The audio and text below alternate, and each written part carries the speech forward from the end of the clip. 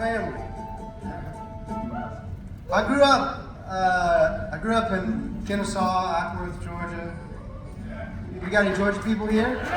Yeah. I spent the summer times at my grandparents' house in Cartersville, Georgia, and they had a farm. They had sheep and rabbits and duck poo everywhere. Y'all know the deal. You can smell it, right? And my grandparents are, I know now, they're very interesting people. Remember, my grandma made her 3 sons put a hot tub in her bedroom one time. And it fell through the floor because they didn't do it correctly. And then she just had a hole in her floor for years. I thought everybody lived that way. But I had the great honor of sharing a bed with my mama. My mama was my great-grandmother, and she was known in the great state of North Carolina for grave robbing with her sister. Yeah. It's really not a bad gig if you really think about it. It's like, but she also had 5 husbands die of natural causes. She was a little bitty lady, really good at basketball. And I got to share a bed with her. I'd fall asleep to the sounds of 2020 every night. It was a beautiful thing. I was very afraid of her. And I remember one night my Uncle Dale came, he cracked open the door, he was like, "Hey, one of the sheep got out. You want to help me go and save its life?" And I was like, "Yeah, man, absolutely. Anything but this." And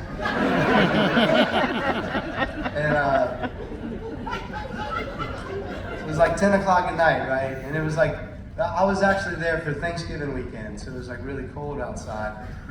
And we went out, we got on the four-wheeler, sorry, this is a long story. We got on the four-wheeler, and we took off into the middle of the woods, and the neighbors by my grandparents' farm, they were burning all their fields, so it was these like really faint embers floating around. It was creepy.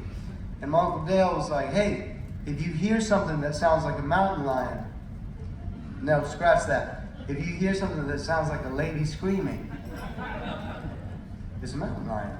Right? I was like, "Great. I don't know why you're telling me that, but that's great. Thank you." And we rode deep into the woods. And then we ran out of gas. And my Uncle Dale was like, "You stay here." He was like, "You stay here. I don't want anybody to steal the four-wheeler." Middle of the woods, middle of the night. He's like, "I'm gonna go get gas at a gas station that doesn't exist." Or I thought it didn't exist. And he left. And like, you hear how uncomfortable silence is? Like right now. So it was that, but for a long time. And then I heard it. I heard a lady just screaming. And then it got closer. And I remember I was like, "Dale!" And the sound of my voice bounced off the trees and came back at me, and it made me cry, because I realized how alone I really was.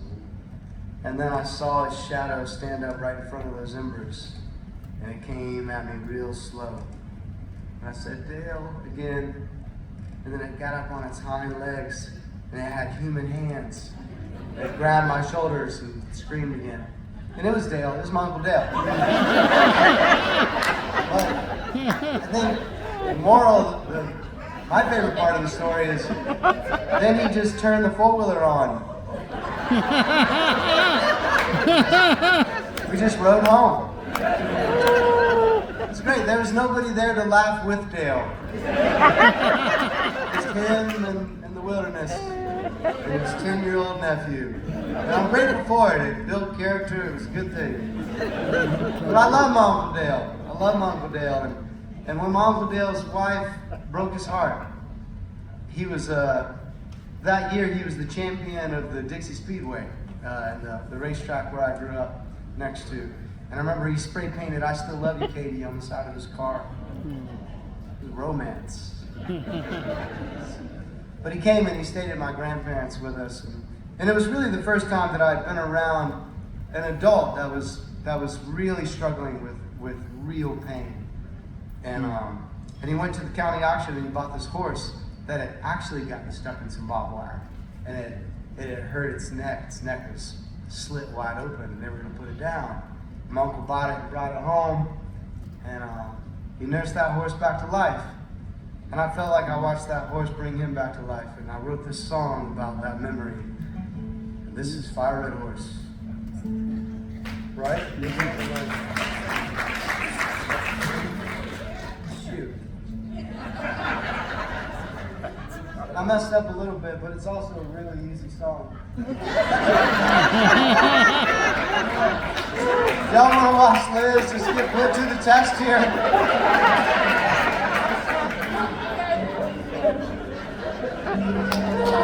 That's not bad.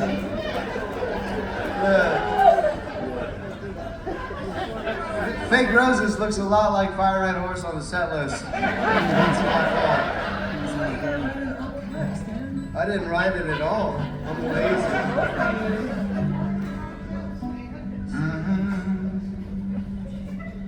Just feel it. Just do whatever. You're more comfortable up here than I am.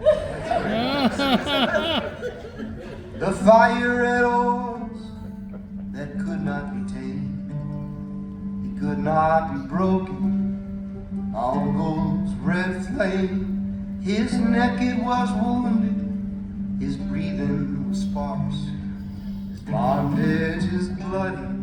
Mongols old heart. The two would go off, they both knew their part. Both of them healing, while deep in the dark. My uncle was wild, the red horse grew strong. And I watched from the dirt road, while he climbs on. Go right through the night. Broken inside, you're not alright. And no strong riddles, I'm by your side. And no strong riddles, and I'm by your side. The fire red horse, you broken strong man. Fight off all the demons with just your bare hands. I wait for you patiently back at the barn. The sweet smell of horse meat, I sleep in the straw.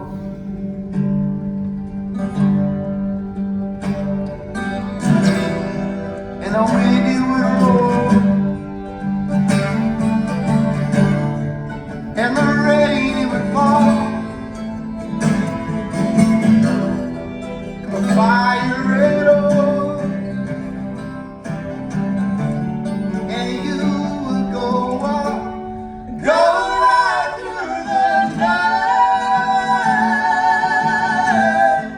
You're broken inside, go right through the night.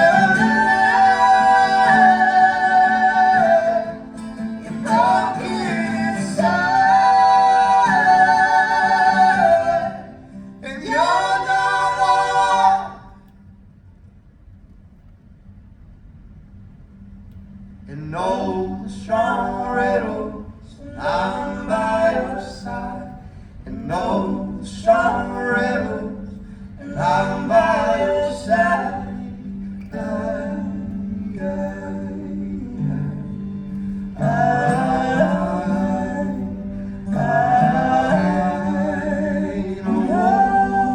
Oh, oh, oh.